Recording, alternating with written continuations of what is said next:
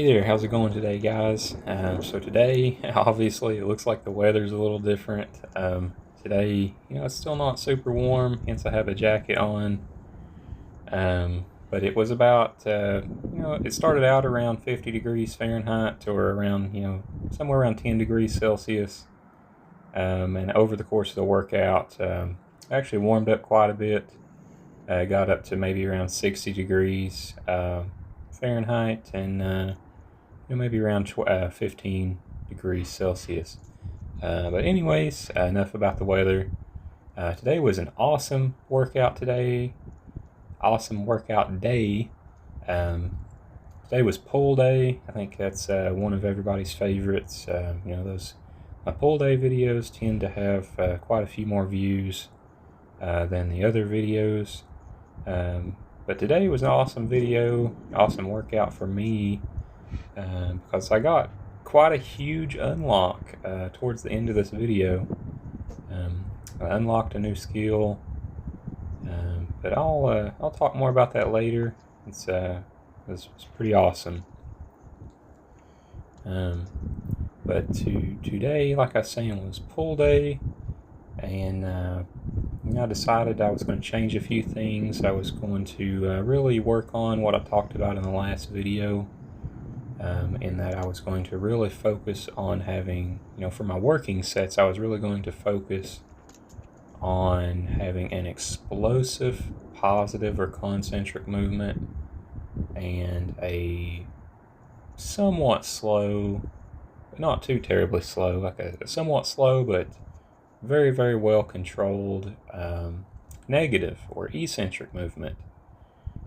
I really feel like that explosive positive and that slow-ish and controlled negative is a really good workout hack. It's a really good life hack to really build strength and power. It all comes down to physics. One of Newton's laws, was force equals mass times acceleration. You can transpose that equation. Let me try not to butcher it too bad. But anyways, it will be acceleration equals force divided by mass. So anyways, the long story short, because this isn't math class, long story short, the faster you can accelerate, the more force that requires, and hence the more strength that requires from your muscles.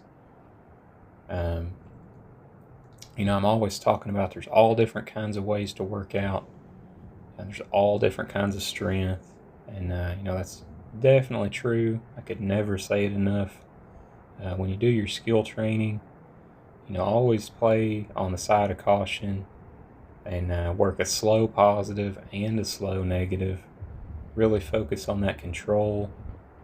Not only just for your safety, but also, it gives you time to really focus on what you're doing to try and learn how to do the skill correctly. I've really been going slow and controlled on any kind of one-arm pulling I've been doing lately, and I feel like it's really helped. I feel like my strength has doubled in any kind of one-arm pulling exercise, and I don't think my strength really has necessarily doubled, but what has happened is my mind has learned how to apply what strength that I do have more effectively, without hurting myself particularly, because that was why I really stopped training one-arm pull-ups as a skill. With the way things are going, I'm kind of starting to get back where I might be able to do some of the easier progressions. But anyways, really focus in that slow and controlled skill training. That will really help you a long ways. And then when you get into your working sets, really work on that explosive positive and not quite as slow as the skill training, but still a pretty slow negative. And regardless of what direction you're going, You should always be having great control over the movement. It doesn't matter if it's a skill, it doesn't matter if it's a working set. Always have good technique, good form, good control. The only thing you should really be modifying is the speed and explosiveness. But here I'm just warming up, just loosening up, activating the core a little bit there, then jumping up and just hitting some body weight pull-ups, a little bit of a width change there. This is where the skill training starts. This is a little bit of one arm pulling. I'm using leg assistance here so that I'm not, over stressing myself. I don't want to cause an injury. But essentially I'm using the legs to take off, probably half or more of my body weight. And I'm really focusing on having the dominant scapula engaged. And that's really leading to quite a bit of one-arm strength, as you see there, as I hold that lock off with just 2-finger assistance on the other hand. But I'm making sure to start the movement by pulling that dominant scapula down as far as I can pull it down before I ever think about bending the elbow. Just really working that technique, and that's really building some strength, as you can see there.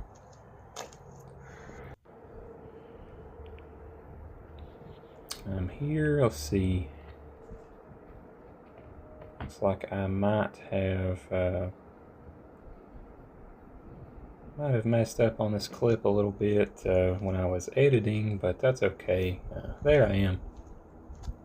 Forget what I was doing here. Oh, it's the slow muscle up on the bar. This is very difficult. This is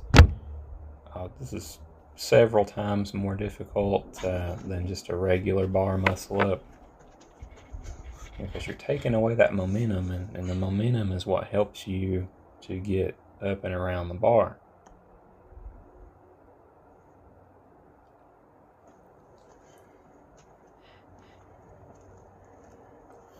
I think on this next attempt here, something I was thinking about trying in future attempts is to try and do the movement a little faster, where it's not so slow, just to get up and around the bar.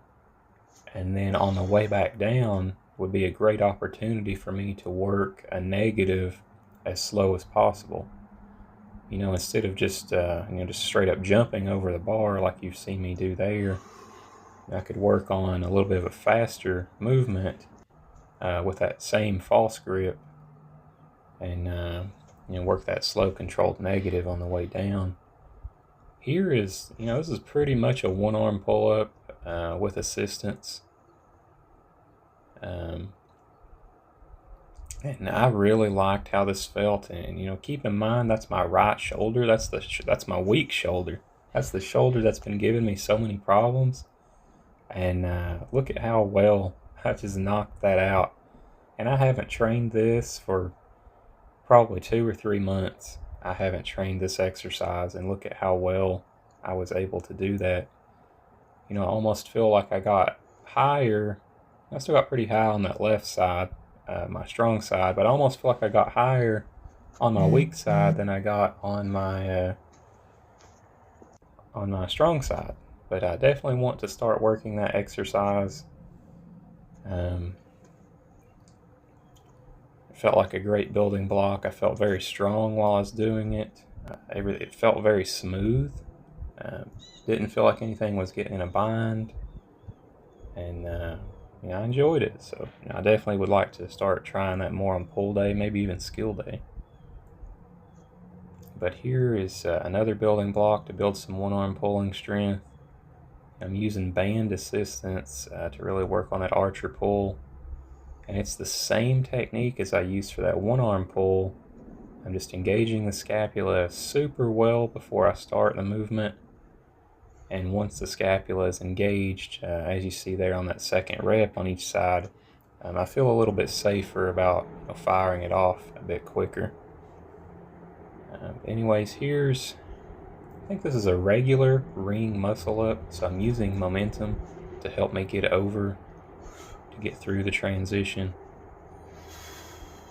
So that's just a regular ring muscle up, trying to really have good form, turning the rings out at the top, and then I came real slow, tried to slow it down on the way back down.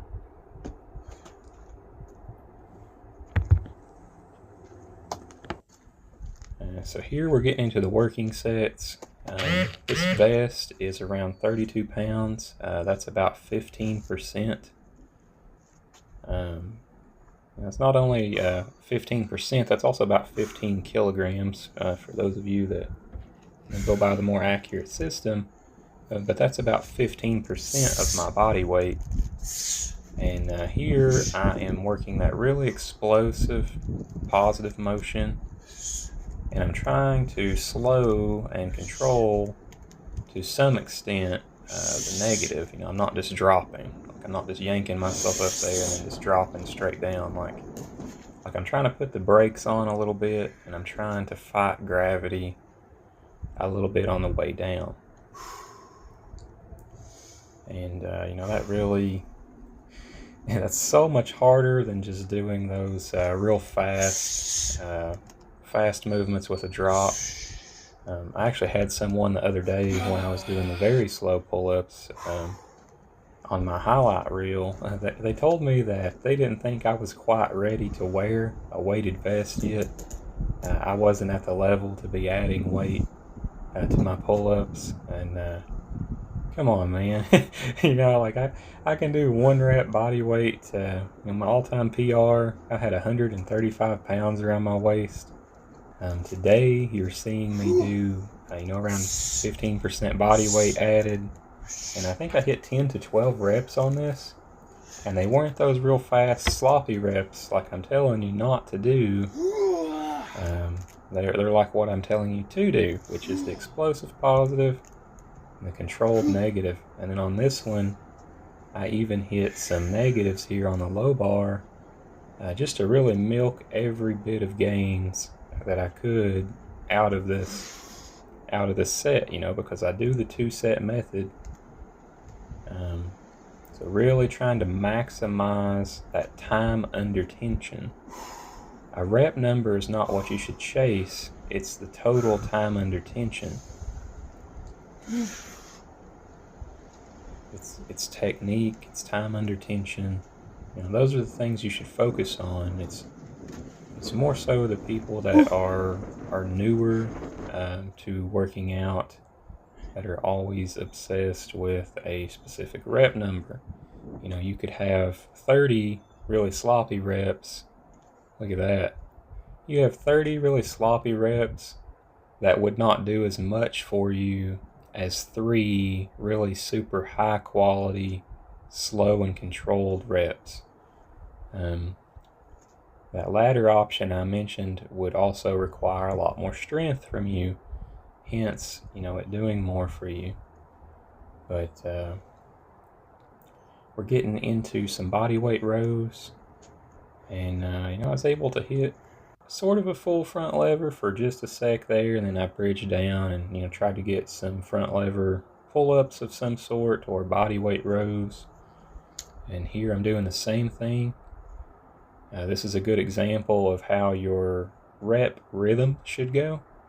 I'm trying to explode up on that positive motion, slow and controlled on the way down. I'm not just dropping, I'm really fighting gravity. And then another little trick or cheat code, you could say, is what you've seen me do already once, but you'll see me do it again here. It's where I rest for just a sec, and then I hit some negatives. Just one negative on this one, because I was pretty cooked. But like you saw in those weighted pull-ups, at the end of your second set, you can add a couple negatives, and that will really help you get some more gains out of your sets. Here I'm trying a 1-arm bar hang.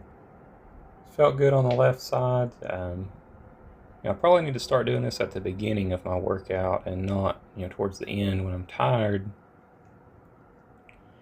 As I'm letting go with the left hand there, I could hear some noises from my right shoulder that were not good, but everything was fine. I just not quite ready to hang by the right arm yet. Sloppy muscle up there, but again, I'm tired. But here's the freestyle training I'm getting into. Today was probably the 4th or 5th day in my entire life that I've ever tried this 360 spin over. I'll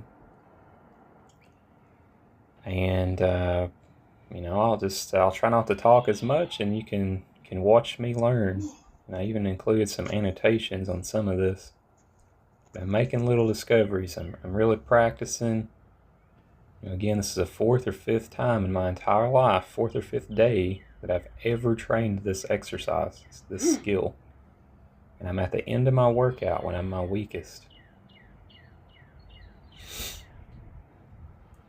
But it really felt like I wasn't going to get anywhere. But I was just having fun, because this doesn't require a whole lot of strength. It's just fun to get some attempts in there, before I called it quits for the day.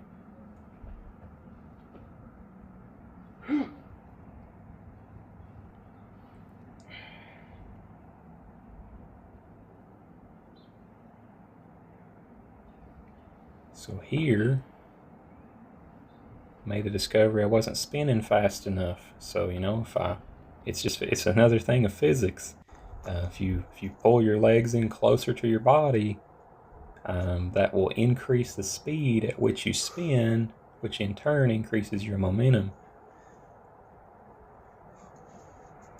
So then I got further up, but then I realized my arms were too relaxed. So now I'll try and fix that piece of the puzzle. And looky there, I was mind blown. Like, this is the 4th or 5th time I tried this in my life. I'm at the end of my workout when I'm my weakest. I'm showing you there that my pants were kind of getting pulled up over my belly. But I was super excited.